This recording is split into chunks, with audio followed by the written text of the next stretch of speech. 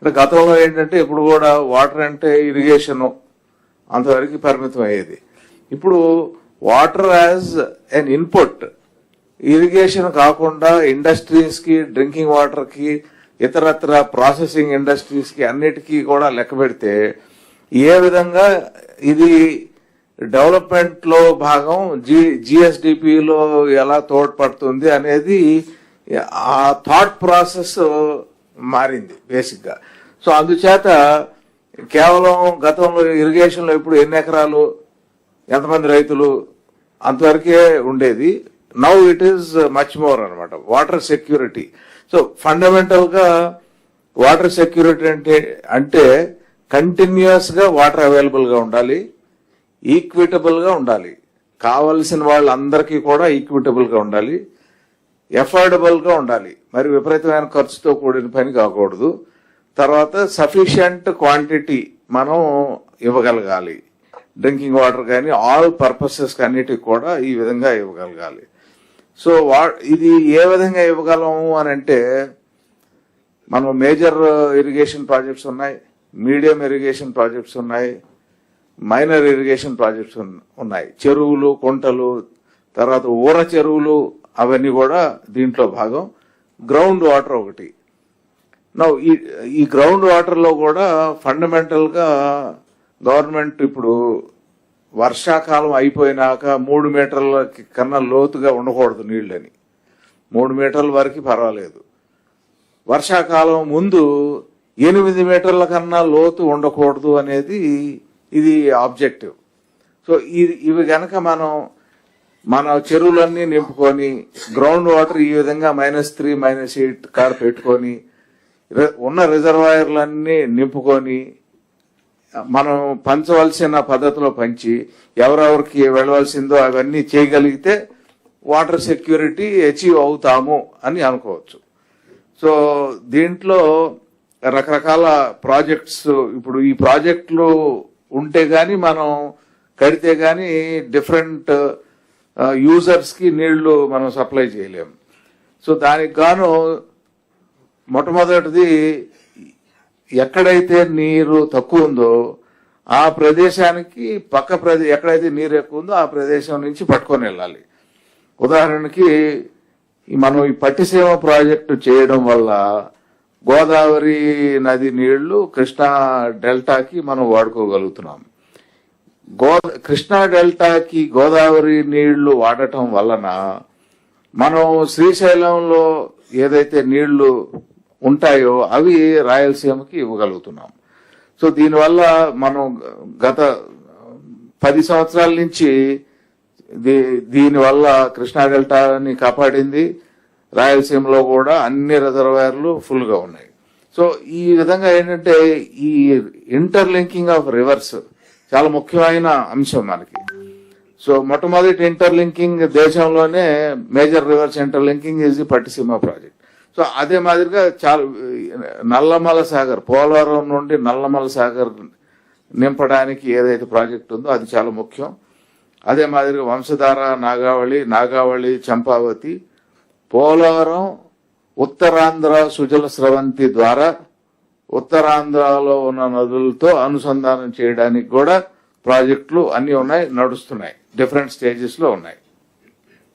ఇవి కాకుండా మనం వెలిగొండ ప్రాజెక్టు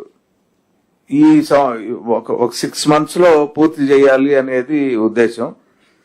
అదే మాదిరిగా ఈ లెఫ్ట్ మెయిన్ కెనాల్ 2 నెలల్లో అనకాపల్లి వరకు నీరు పట్టుకెళ్ళడానికి, హంద్రీనేవా సుజల స్రవంతి ఫస్ట్ స్టేజ్ లో గత సంవత్సరం 400 కిలోమీటర్ల వరకు మెయిన్ కెనాల్ పూర్తయింది.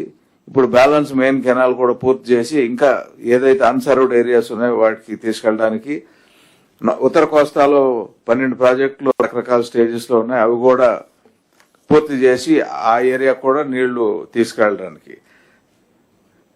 ఈ మైనర్ ఇరిగేషన్ ట్యాంక్స్ ఏదైతే ఉన్నాయో 38,000 ఉన్నాయి మనకి. దాంట్లో ఈ సంవత్సరం సుమారు 20,000 100% ఫిల్ అయినాయి. 18,700 పార్షియలీ ఫిల్డ్. హెచ్ఎన్ఎస్ఎస్ సిస్టమ్ లో కొద్దిగా ఫోకస్ పెట్టడం వల్ల 603 మైనర్ ఇరిగేషన్ ట్యాంక్స్ గాను 400 ట్యాంక్స్ 100% ఫిల్ అయినాయి. So 94 partially filled. సో ఈ విధంగా ఏంటంటే ఈ మైనర్ ఇరిగేషన్ ట్యాంక్స్ ని మనం గనక ప్రత్యేక శ్రద్ధ పెట్టి నింపగలిగితే ఆ ఏరియాలో గ్రౌండ్ వాటర్ పెరుగుతుంది, ప్లస్ వాటర్ అవైలబిలిటీ కూడా పెరుగుతుంది. గ్రౌండ్ వాటర్ కనుక పెరిగితే అసలు ఆ అవైలబిలిటీ ఒక రకమైన కాన్ఫిడెన్స్, మనకి ఇబ్బంది లేదులే నీళ్ళకి అనేది, సో మెంటల్ గా కూడా కాన్ఫిడెన్స్ వస్తుంది. సో ఇది చాలా ముఖ్యమైన అంశం. ఇది అందరూ మన కలెక్టర్లు ఖచ్చితంగా వారి చేతుల్లో ఉన్న పని ఇది. సో దీనికోసం ఉన్న మైనర్ ఇరిగేషన్ ట్యాంక్స్ ని ఏ విధంగా నింపాలి, ఏమైనా అప్పర్ ట్యాంక్ కి ఏమైనా లింక్ చేయొచ్చా, ఏదైనా పక్కన కెనాల్ పోతా ఉంటే దానికి ఏమైనా లింక్ చేయొచ్చా, ఇవన్నిటి కూడా ఎక్సర్సైజ్ అనేది చేశారు, కలెక్టర్లు చేశారు. తర్వాత అదే మాదిరిగా ఏ గ్రామం అయితే 8 మీటర్ల కన్నా ఎక్కువ లోతులో నీళ్లు మాన్సూన్ కన్నా ముందు ఉన్నాయో అవన్నీ ఐడెంటిఫై చేసి 5700 వాటికి కూడా ఒక ప్లాన్ ఆఫ్ యాక్షన్ తయారు చేశారు. సో ప్లాన్ ఆఫ్ యాక్షన్ లో మైనర్ ఇరిగేషన్ ట్యాంక్స్ అన్నిటికీ చేశారు. బాగా స్ట్రెస్డ్ గ్రౌండ్ వాటర్ విలేజెస్ ఏదైతే ఉన్నాయో వాటికి కూడా చేశారు. ఇప్పుడు ఇవన్నీ చేసిన తర్వాత ఆ ఇంప్లిమెంటేషన్ పైన ఇప్పుడు ప్రత్యేకంగా శ్రద్ధ వహించాలి. అక్కడక్కడ ఏమైనా ఇంపార్టెంట్ లింక్స్ ఉండి దానివల్ల ఎక్కువ చెరువులు కానీ ఏరియా విలేజెస్ కానీ బెనిఫిట్ అవుతాయంటే గవర్నమెంట్ నుంచి ఎంతో కొంత we will be able to support. అది కాని పరిస్థితుల్లో గవర్నమెంట్ ఆఫ్ ఇండియా ప్రాజెక్ట్స్ ఏదైతే ఉన్నాయో, మన జీ గాని ఇతరత్ర ఏదైతే వాట్ ఎవర్ గవర్నమెంట్ ప్రాజెక్ట్స్ ఉన్నాయో వాటితో లింకింగ్ చేసుకుని ఇవన్నీ కూడా పూర్తి చేయాలనేది రిక్వెస్ట్. సో గవర్నమెంట్ ఇప్పుడు మరొక 2 ప్రాజెక్టులు కొత్తగా వస్తున్నాయి. ఇవి ఇరిగేషన్ కి సంబంధించినవి plus horticulture development. Rayalaseema horticulture integrated project ఒకటి డెవలప్ చేస్తున్నారు. దాంట్లో 40% ఇరిగేషన్ కాంపోనెంట్ ఉంది.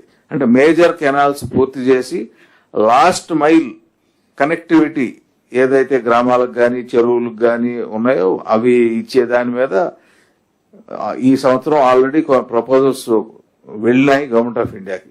అదే మాదిరిగా ఉత్తర కోస్తా ప్రాజెక్టులో ఇతరత్ర అదర్ ఏరియాస్ లో ఏదైతే ఉన్నాయో వాటికి కూడా గవర్నమెంట్ ఆఫ్ ఇండియా ప్రాజెక్ట్ ఉంది.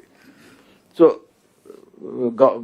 సీఎం గారు ఈ వాటర్ సెక్యూరిటీ ఆస్పెక్ట్ లో లోకల్ లెవెల్ ఇన్వాల్వ్మెంట్ చాలా ముఖ్యం అనేది గమనించి ఈ వాటర్ యూజర్ అసోసియేషన్స్ ని ఎలాగా వీటిలో భాగస్వామ్యం వాళ్ళది ఎలా పెంచాలనేది ఆ ఆలోచనతో ఇప్పుడు ప్రస్తుతం వాటర్ యూజర్ అసోసియేషన్స్ కేవలం ఆయకట్టు వరకు పరిమితం అన్నమాట.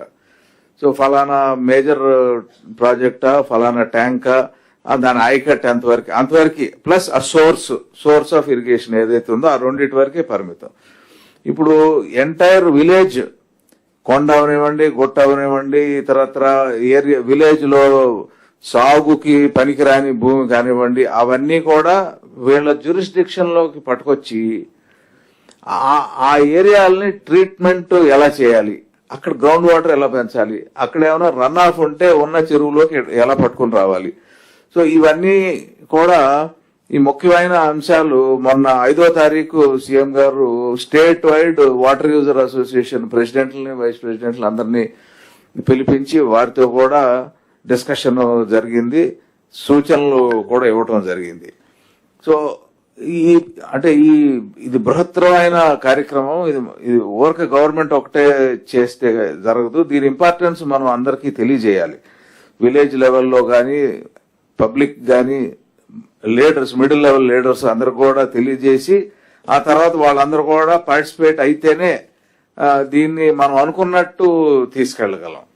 సో ఇది ఈ ముఖ్యమైన ఏ విధంగా మనం చేయగలం అనే విషయాలపైన వాటర్ సెక్యూరిటీ పైన సో ఆల్రెడీ డిపార్ట్మెంట్ సీఎం గారి గైడెన్స్ లో మా మినిస్టర్ గారి గైడెన్స్ లో ఏమేమి చెయ్యాలి అనేది ఒక ప్లాన్ ఆఫ్ యాక్షన్ ఉంది.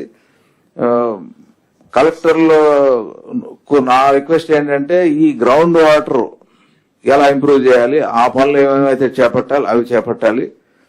ఈ మైనర్ ఇరిగేషన్ చెరువులు తర్వాత పంచాయతీరాజ్ ఈ ఊర చెరువులు ఏమైతే ఉన్నాయో వాటికి సప్లై ఛానల్స్ ఏమైనా ఇబ్బందిగా ఉంటే ఎవరైనా ఆక్యుపై చేసినా అవన్నీ క్లియర్ చేసి ట్యాంకులన్నీ అంటే చెరువులన్నీ కూడా నీటితో నిండేటట్టు చేయడానికి ఏమేమైతే కార్యక్రమాలు చేయాలో అవన్నీ ఆ రెండు విషయాలపైన ఫోకస్ పెట్టమని నేను రిక్వెస్ట్ చేస్తున్నాను సార్. Bradley okay.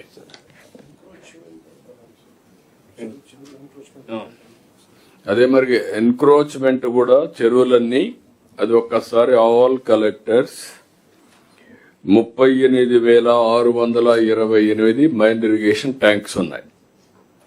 ఇవి కాకుండా మేజర్ ఇరిగేషన్, మీడియం ఇరిగేషన్ ఉన్నాయి. ఇప్పుడు మీరు ఒకసారి టాలీ చేసుకొని ఎన్ని ట్యాంక్స్ లో నీళ్లు ఉన్నాయి, this the best time. Even satellite data కూడా భాస్కర్ గారు మీ దగ్గర ఉంది. ఆ సెటిలైట్ డేటాలో కూడా మీకు క్లారిటీ ఉంది. ఆ సెటిలైట్ డేటా కూడా తీసుకున్న తర్వాత ఎన్క్రోచ్మెంట్స్ ఎంత ఉన్నాయో కూడా మీరు ప్రొజెక్ట్ చేసే పరిస్థితి రావాలి. ఆ ఎన్క్రోచ్మెంట్స్ కూడా కానీ ప్రొజెక్ట్ చేస్తే నీళ్లు పెడితే ఆటోమేటిక్ గా ఎన్క్రోచ్మెంట్స్ ఆటోమేటిక్ గా పోతాయి, సగం పోతాయి. అది ఒకవేళ కానీ ఎక్కడన్నా కానీ ట్యాంకులు క్యాచ్మెంట్ కూడా ఎన్క్రోచ్ చేసి ఉంటే ఆ ట్యాంకులు బ్రీచ్ చేయడం అలాంటివి ఉంటాయి కూడా కరెక్ట్ చేస్తే కొంతవరకు కరెక్ట్ అవుతుంది. లాస్ట్ ఇయర్ 7.97 మీటర్స్ ఉండేది ground water as on today February 1st. ఈ ఇయర్ 7.34కు వచ్చాం. 0.62 మీటర్స్ పెరిగింది. 0.262 మీటర్స్ ఒకటి వాటర్ అవైలబిలిటీ, రెండోది ఎన్విరాన్మెంట్ బ్యాలెన్స్, మూడోది power lifting energy, so much of energy for lifting of water. ఇది కూడా 3 యాంగిల్స్ లో ఉంటుంది. ఇవన్నీ మనం ఆల్ కలెక్టర్స్ వాటర్ సెక్యూరిటీ కింద సాగునీటి సంఘాలను మిమ్మల్ని అందరినీ కూడా మ్యాపింగ్ చేయమన్నాం ఏరియా వారిగా. ఒకటి ఎన్క్రోచ్మెంట్స్, డిప్యూటీ సీఎం గారు చెప్పినట్టు ఎన్క్రోచ్మెంట్స్ క్లియర్ చేయడం, ఫారెస్ట్ ఏరియా, అదే మరి రివర్స్, చెక్ డ్యామ్, అదే మరి percolation tanks, control trenches, continuous control trenches, అదే మరిగా ఏదైనా డీసెల్టింగ్ ఉంటే అవన్నీ తీసేయడం, అవన్నీ చేసి ఈ ఇయర్ గా మనం చేయగలిగితే అల్టిమేట్ గా -8 మీటర్స్ June 1st కు ఉండాలి. ఇప్పటికే 7.34 రీచ్ అయ్యాం. 7.34 రీచ్ అయ్యామంటే ఇంక ఉండేది మీకు ఛాన్స్ ఓన్లీ 0.66.